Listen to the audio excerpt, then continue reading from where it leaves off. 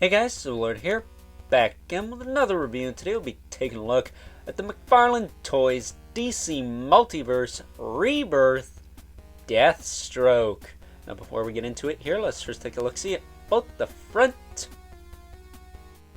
and the back of the packaging. So without further ado, let's get into it. Now before we get into the meat and taters of this review, Deathstroke does come with a collectible trading card featuring artwork from a source material. Not sure if it's the source material that this figure is based off from. Bane, I'm looking at you. But it's artwork nonetheless, and if you guys know me, you know that when it comes to these collectible trading cards, I do tend to prefer artwork from the source material as opposed to a heavily photoshopped image of the figure in question, because unlike all that, there's less of a chance I could replicate this on my own. Just a little bit more valuable to me personally. Your thoughts may vary on that.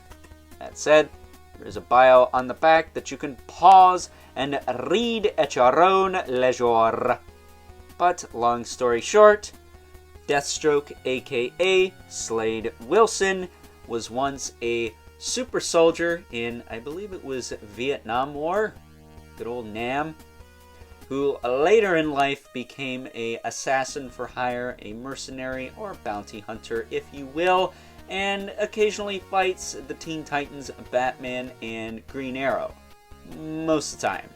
And for all of you plebs out there thinking he's a Deadpool ripoff, he is not. In fact, if anything, Deadpool is a ripoff and or a parody, if you want to use a more respectful term, of Deathstroke. That said, Deathstroke is essentially a combination of both Deadshot from DC and Taskmaster from Marvel, so it's the circle of ripoffs, as opposed to the circle of life, as it were. That said, Deathstroke here does come with two sharp, pointy, stabby weapons, because God forbid you can just shoot someone in the face, but you can chop them to pieces. That's cool. That said, comes with a little kniff that you can store in his boot on his left leg there, as well as this very gaudy looking sword, which I guess has a name. I think it's called the God Killer sword, so I don't know if this is some kind of medieval style sword or some kind of magic sword or whatever, but when I think of Deathstroke, I think of somebody who's pretty slick and sleek and no bullshit, and this just seems kind of gaudy for him, especially this version of Deathstroke. In fact, it actually reminds me of the sword, the Lady Death figure from the Dark Alliance line from, was it Diamond Select or Art Asylum? Maybe it was a collab of some sort, but either way, reminds me of the sword that figure came with. Right down to the shape of the hilt, albeit without a little demon guy hanging off it, but it's pretty close. Close enough for government work, I'll say. That said, there is a clip on his back that you can put that in if you so choose. So, taking a closer look at good old Slade Wilson here, he does also come with the traditional McFarlane Toys hockey puck display stand we're used to seeing. Sure, we'll see it a million more times before the year's over, because God damn it, Todd, give us a break. You're releasing a figure every freaking week now. That said, while we're on the subject of Deathstroke here, it's a little bit of a blast from the past, because after having this Deathstroke for a little while, I started to notice how good the anatomy of the upper torso was, and it made me think about this deluxe Spawn from Spawn Universe. This is the one that came with the throne, for those of you watching this in the future, and they've released this guy like 15 times by now. That said, looking at these two, Spawn's torso definitely seems a little bit thin on the top. Definitely feels like they could have widened that out a little bit. It definitely would have helped the shape of the M, I think, on his chest there. Because if anyone's going to have a similar anatomy to good old Al Simmons here, it would be Mr. Slade Wilson. And to be honest with you, they have about the same build. Maybe Deathstroke's a little thicker, just a little bit, with two C's. Let's be nice. But yeah, it just made me think of that.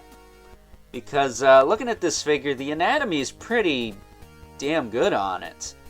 Compared to a lot of figures I've been looking at lately, which would really just benefit from a millimeter or two lift to the shoulders, if I'm being honest. This guy doesn't really need that. His chin to shoulder ratio is good, the thickness of the torso is good, the size of the shoulders is good. He's got that V shape for the most part. It's a little thrown off by the utility belt, but I'll let that slide. And the legs are pretty proportionate as well. There is one minor nitpicky gripe I have with this figure, and that's to do with the elbows, but other than that, this is one of the best DC Multiverse figures I've looked at in a long-ass freaking time. And for, you know, those of you out there who are not really into me talking about the anatomy, at the end of the day, I want the figures to look a little bit better than they do, and I don't feel that that's such a bad thing. Not to mention, I don't think it really matters if you got more comic reading years up on me, because let's face it, pretty much everyone does, although I have read my fair share of comics. At the end of the day, there's this awesome resource called Google, and I can pretty much look up how any character is supposed to look, on top of the fact that we did get a freaking piece of artwork with the figure in question. So, you know, if they don't look like that, they don't look like that, and you got no right to bitch about me pointing the stuff out. So, you know, it is what it is. Also, a side note, yeah, the visually impaired guy is not going to have as many years reading comics as most of you out there, especially when he's had what he's had for almost 20 years of his 25-year life. So just think about that. Think about it. But a little side rant aside, this figure is freaking sweet. I really like how sleek he is. I guess I have one other nitpicky thing here, because Warner Bros. Is a bunch of freaking softies. He's got these two straps here on his hip, and it seems to me like there's supposed to be like a pouch or a quote-unquote gun holster there, and unfortunately they had to scrap it because Warner Bros.'s testicles have shrunken to that of two peas in a pod, and let's just say they're probably in some feminist purse, and they're all woke and shit now, and well, they don't have any balls anymore. So, you know, God forbid someone like Deathstroke has just a pouch. I would have taken just a pouch, dude. But yeah, I'm getting really sick of these stupid-ass mandates. I think it's making figures a little bit less than what they could be. But I'm sure somebody will figure something out for that, and if they do, I might look into that, because it does seem unfinished. So I guess I have two nitpicks with this figure. Why don't we actually get into the articulation before this drags on any longer than it already has? So as far as articulation on this guy goes, his head can look up really well. Can look down pretty well. Can tilt side to side. Again, double ball pegs is the way of the future. Sorry, not sorry, but it's a hell of a lot better than the ugly looking disc in the neck. Doesn't break the sculpt up nearly as much, and when done right, can function better than a disc hinge. So all of you Marvel Legends cocksuckers who are pushing that disc hinge, I beg to differ. So, that said, his tassels are on the back there, a nice soft material, so they will get out the way. That said, I kind of prefer how they hang off the video game ones' helmets. They kind of hang out the bottom instead of off the back here. Which seems a little tricky for him to even get this on, so I'm like, is this a mask underneath here, or is it part of the helmet? It's starting to feel like it's part of the helmet more than anything, but I could be wrong about that. But he does have side-to-side as well. His head is very squishy, too. That said, really love the head sculpt on this guy. I think the half helmet, it's always been an awesome design. And Deathstroke's actually a heavy influence of one of my own characters, Deathlock. Right down to half the name, right? Excuse me. And the last two letters of the name, actually. But I actually do prefer the Deadshot kind of scope eye to just kind of nothing here. But Deathstroke is blind in one eye, so, you know, that's kind of justified. That said, his shoulders do go out to the side. They do go back down. They rotate all the way around. He's got that butterfly in there, so you can get all kinds of extra range. He's got a bicep swivel. He's got double jointed elbows. that are pretty gappy, not gonna lie. He's got the Cliffs of Dover looking stuff there, but it is what it is, I suppose. Not ideal, though. I think there's better ways to cut that. In fact, I think we bring in Al Simmons here. Didn't he cut it a little better? There we go. He cuts it a little better. A little bit. Not too much, but enough. The upper joint's at least cleaner. That said, this arm on mine is super gummy down here, and this bicep swivel always gets stuck. And we've heated this up. By we, I mean me and Mr. Brian, aka my dad, aka the old man. We've heated this up with a hairdryer, put some soap in there, put it back on, and it still gets stuck. So I don't know what the hell is going on with this arm. Maybe it just came out the mold weird, but it's super gummy compared to the other side. And it's a little better now that it's cooled down a bit. It's not as much of a scorcher as it was last month. That would, of course, be August for, again, those of you watching this in the future. But, yeah, it's still kind of weird. I have contacted BBTS about that. Haven't heard back yet, but I'm sure I'll probably wind up picking another one of these guys up just for the sake of getting an arm that's not quite as gummy, because this one is gummy a little bit, but not a ton. That said, his torso can crunch forward better than some, but could be better. And he does crunch back a little bit. He does rotate side to side. He does tilt side to side as well. His hips kind of hindered by the diaper, so you could maybe cut some of this away just to allow that to move a little better. And he does do the splits pretty well. He's got a thigh cut up in there, which works pretty good. He can kick back a little bit. Hindered by his cakes here, which he's got a nice tight ass. That said, he does have an empty knife sheath on his belt, which is kind of weird. It's just for show. It's not even functional. So that's kind of, I would have just preferred nothing or just another one of these pouches, to be honest with you, because we don't even have a knife that could potentially fit in there, because the only knife he comes with goes in the sheath on his boot. So that's kind of, feels unfinished to an extent. That said, he does have double knee, which looks good. That's fine. It's serviceable. No Cliffs of Dover going on at the very least. Then he does have the rotation at the foot, the new ankle balls, as well as the hinge forward and back, which on one side has those detents. On the other side, not quite as much, though it seems to have stiffened up a little bit since I got him. That said, he does have the rocker and the toe joints that are, for the most part, tight and neutral. It's good enough. And he does have the pickles at the bottom of the feet for the hockey puck display stand. That's almost every McFarlane Toys figure comes with. Who am I kidding? Even the Violator Mega figure came with one of those stupid things. So it is what it is. That said, I forgot to talk about the wrists. He's got the ball hinges. Standard stuff. They rotate there. They hinge in the middle, which this side is stiff as balls. And then they swivel at the wrist. The hand itself, I should say. That said, taking his kniff, I tend to put it in this way.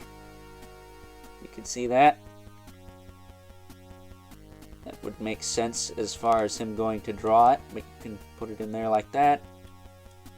And then as far as the sword is concerned, it does fit into this clip on the back. You want to slide the bottom piece on first, then push it into the top, and slide it down a little bit so it has a tighter grip on there. Not ideal, but it looks better than a half sheath, I'll give it that. Even though a half sheath would keep it on the back a little bit more secure. Some of the sheaths on this line a little bit loose in the back itself, so I guess this is better than that to an extent, as I said before. That said, the sword is pretty warped out of package, so you're going to want to straighten that with some heat, but a really solid figure, man. If it weren't for the elbows, I could probably even look past the straps, because at least there's not like a giant pig hole there. It just looks like there's supposed to be something there. Aside from the elbows on this guy, this is a winner. This is like a 100% figure, man. This is a really nice release. And aside from the gummy arm on mine, which I'm assuming is just on mine because I've been asking around ye old toy community, haven't seen anyone else having that kind of issue. One of the benefits of watching other reviewers is to know, is this just mine? Which I know some of you guys out there not really into watching a lot of toy reviews, which I get. Some of them are, well, for lack of a better term, freaking terrible. But when I'm searching for information, even if I already got the figure, it's nice to know these things before I film mine. So I just know ahead of time what to say and what not to say. I'm sure I probably pissed some of you off, but you know what? This channel's not for kissing ass. It's for reviewing action figures based off, again, specific source material. And if it looks like this, awesome. If not, well, I'm going to tell you about it. So with that being said, this is a winner. It's an awesome figure. Definitely one of the top 10 DC Multiverse of the year. At least so far. I don't know if he'll make it. He'll probably make it. It's freaking Deathstroke, man. With all that being said, let's now move on and take a look at some size comparisons. First up, here's our new-ish Rebirth Deathstroke next to the previously released Deathstroke from Arkham Origins, which is actually going for a pretty penny nowadays, as well as the Rebirth Batman, my favorite standard-looking Batman in the McFarlane Toys DC Multiverse line, albeit a little bit on the short side, which is a bit of a bummer, but that said, I still think this works okay. However, if I had to choose between the two Deathstrokes, I'd probably go with this new one, just because he is a little bit more articulated, because he doesn't have the armor plates hindering the movement whatsoever. That said, I am still partial to this armored look, because it just looks so freaking badass, dude. And last, but certainly not least, we have our two regulars, the Mythic Legion's Brother Mandibulus, Limit Spawn, as usual, towers over everyone. Not by much, mind you, but enough for me to say it. So with that being said, time to wrap things up with some final thoughts. Overall, and like many a figure from the McFarlane Toys DC Multiverse line, while this isn't a perfect figure by any stretch of the imagination, I think for what it's worth, $20 price point, by the way, just putting that out there, it's good for what it is. It's a solid figure of good old Slade Wilson, aka Deathstroke, and is a figure that a lot of people, I'm sure, really wanted in this line, because for the longest time, all we had was the Arkham Origins version of Deathstroke, and to be honest with you, I'm quite surprised we don't have more figures of this character, since Deathstroke always seems to sell. And in this case, it's no different, because this figure's already sold out in places, so if you want this guy, better get him while you can, because I see him being worth just as much, if not maybe more, than the Arkham Origins version, mostly because he is a more quote-unquote traditional looking comic book version of the character.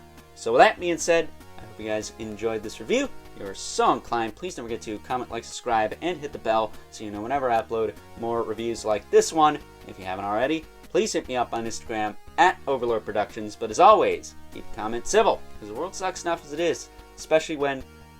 Can we get some weapons that don't warp in the package, please? It's 2022, man. Can we figure something out for that? And until next time, I'll catch you guys later.